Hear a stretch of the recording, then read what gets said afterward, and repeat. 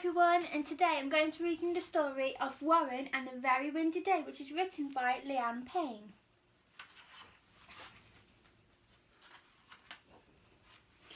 Warren the rabbit is very proud of his beautiful garden. He loves tending his flowers, humming and talking to them as he tidies and weeds, but sometimes he says, "I wish I had friends to share my garden with." One morning, Warren is woken by a tap-tap-tapping noise at the window. He sleepily pulls back the curtains and sees leaves whirling and swirling around. "What a windy day," he says. Warren hurries outside and finds his beautiful tidy garden all messed up. The wind has whooshed everything around and around. His flowers have flopped over and his neat little lawn is littered with leaves. "Oh, bother," says Warren. Warren is very cross with the wind for making such a mess. Sighing, he starts sweeping the leaves into a big pile. He'd soon have his garden looking beautiful and tidy once more, just as it was before the wind ruined it. But before Warren can pick up his neat piles of leaves, whoosh!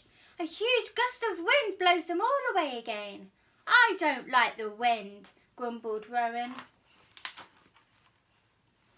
Warren was surprised when some little birds sang, "We love the wind. It carried us here to spend the summer in your lovely garden. Then it will help us to fly home again before the cold winter comes." "Yes, but it still messed up my garden," muttered Warren, hurrying off to stake up his flowers. Warren was still fussing around the wind when passing butterflies said, "The wind's wonderful. It carries insects to your garden to gather nectar from your splendid flowers." Warren smiled. His flowers were splendid, even after the wind had done. Warren was working hard to collect up the leaves before the wind could blow them away again, when a little voice said, "I like the wind too. It swirls the leaves into mounds so I can make a cosy nest, and blows the nuts off the trees for my winter food store." Warren looked behind the sack and found a mouse smiling up at him.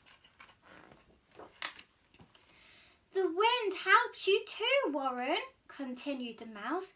"Look, it's blowing lots of interesting seeds into your garden. Next year, some of them will grow into lovely new plants."